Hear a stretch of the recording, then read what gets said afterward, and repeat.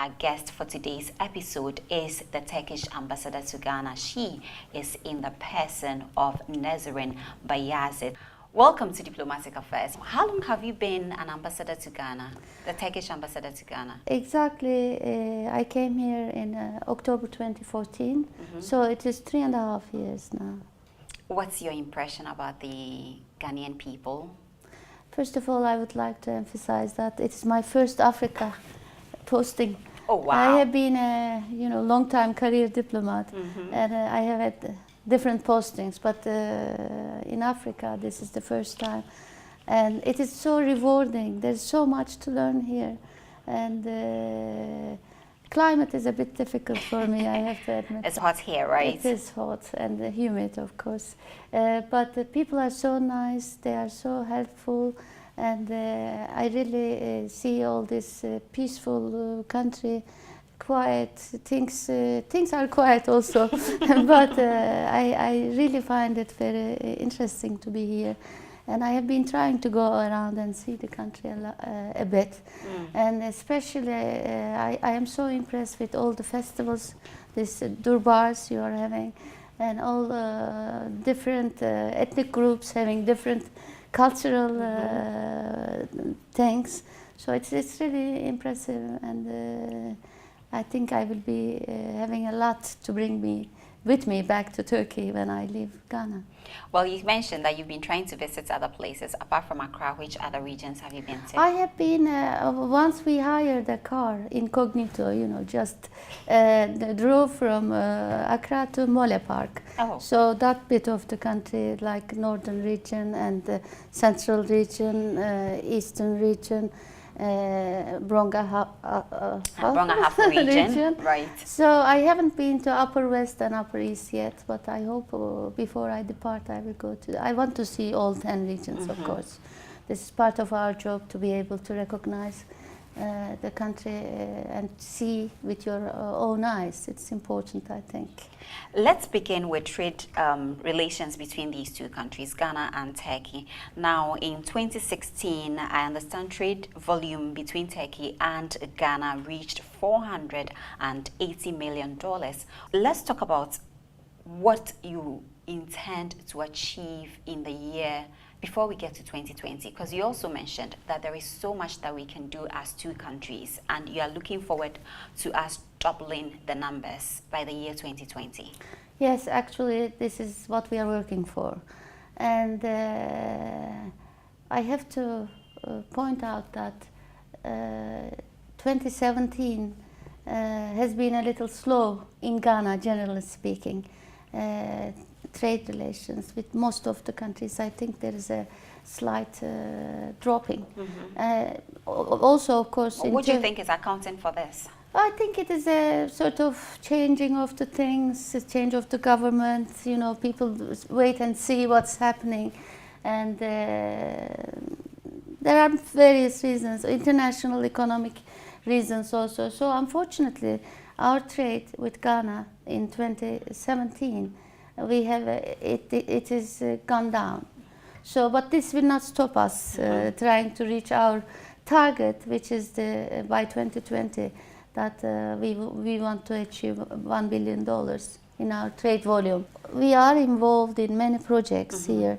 A Turkish company is building the Terminal 2 of the Kotoka International Airport, and we have a barge that been helpful for energy crisis here to provide electricity, and they brought the biggest barge in the world, actually, 470 megawatts.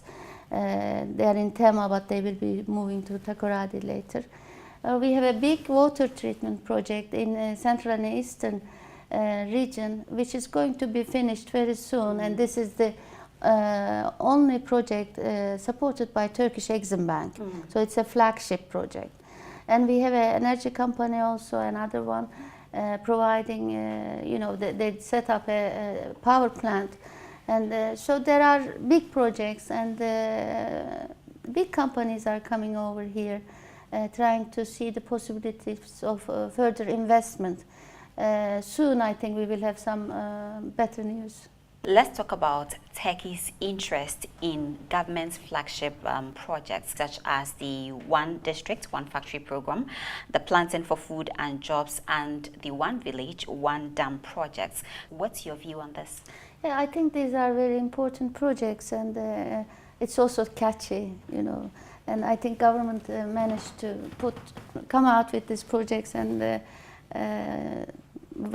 it was possible to change the economy. These are very, very important, but it should not be realistic to expect a country to be industrialized in 3-4 years. Right. So we have to give government time to deliver on these projects, and the Turkish government supports these projects, and we are encouraging our investors to take the opportunity of these projects and see the possibilities of establishing here, especially One District, One Factory. I mean, it has been going on. We talk about this. We are sending our firms to talk to relevant people, and I hope we will have some, as I said earlier, good news about these projects, and these are really important, and I believe Ghana has a very bright future, and you are so lucky. You have all the natural resources, right, and you have good young population, well educated, so I think it will be a win-win case for both countries to collaborate on all of these projects. But you think it is achievable? It is achievable, of course, but I think one should not think of a short term. This is a long term. All these projects are long term, and at the end, I hope all the development partners are supporting this project. So I'm sure with determination and less bureaucracy, we can go there soon. Your country has been awarding scholarships to the Ghanaian students. It's usually in the fields of science, we see IT, information technology, engineering, but much is not heard when it comes to the issue of technical training. What's happening in that sector? Actually, we do invest a lot in human resources of Ghana. We have scholarships for education, but we also bring many people from different walks of life from Ghana to train them in Turkey. And we are thinking of planning to establish a vocational training center here in Ghana, which will be more practical and less expensive. It's about time, because it's really taking some time now. We have been bringing people from all walks of life from Ghana.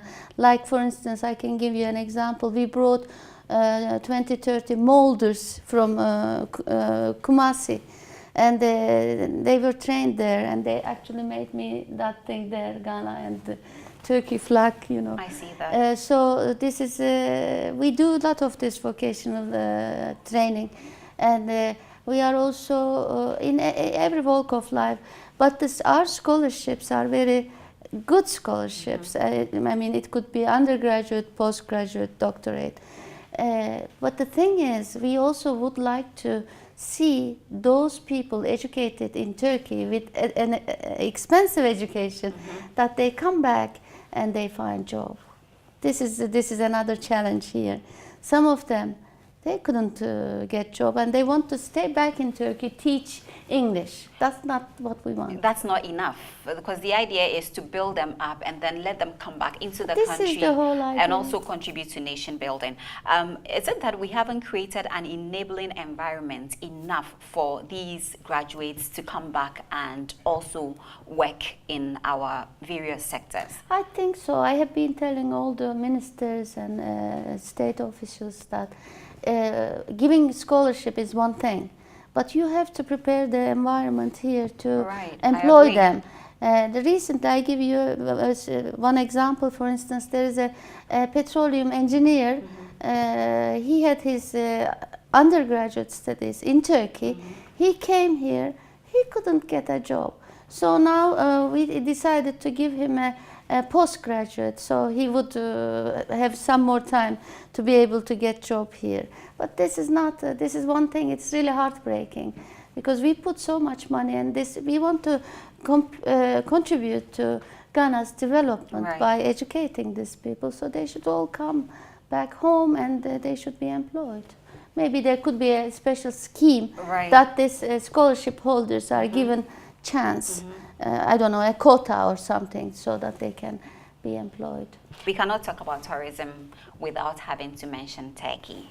And now we know it's one of the biggest tourist attractions that people usually visit a lot. It's huge, and they are making so much revenue from tourism. What are some of the things that we can learn from your country to also develop our tourist areas? Actually, there's a lot.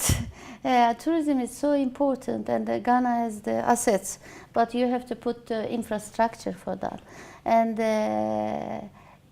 one of our companies actually helped Ministry of Tourism here to organize the Africa Tourism Forum a couple of months ago, last year. So in Turkey, last year I think we had some like 34 million people visiting Turkey. It's one of the most popular destinations in spite of the difficulties and challenges in our region. Sometimes you have the terrorist attacks and other issues. So, but still, there was a stage that our tourism went down a little, but it's picking up again. And Marine Drive project, for instance, I think we have so much to offer to be a guide in that sense. And we have been talking about this with the Ministry of Tourism. And I also think that it will be a good idea to introduce tourism classes in secondary or senior or junior. Yes, that's what we have in Turkey. It's every senior or junior high school, they offer a course in tourism, which is really helpful. And I think tourism is also very important for employing young people. I mean, this is an English-speaking country, so people can get all this summer jobs, but you need infrastructure for that. The hotels are here, for instance, they are very expensive. Accommodation, yes. Accommodation is a problem, and transportation is a problem. You need more public transportation facilities for tourism, and it's also, I think, a lot of investment you need. We did give a lot of investment incentives to Turkish tourism industry. That's how we managed to turn it around. And health tourism also. This is what we want to offer to Ghanaians, medical tourism. I mean, Turkey has very good hospitals and very good health service, which could be also another point of collaboration between the two countries. You mentioned transport. I know it's also another intervention your embassy has embarked on. I was there, I think that was last year, where you made some donations to the local government ministry. True. So this is to practically enhance the transport sector. Well, we are wrapping up. Anything you want to say? I'd like to see those buses running in the country, which I haven't seen so far. So, I think it has been a blessing for me to be able to serve in this country, and I really learned so much, and there's a lot to take away with me.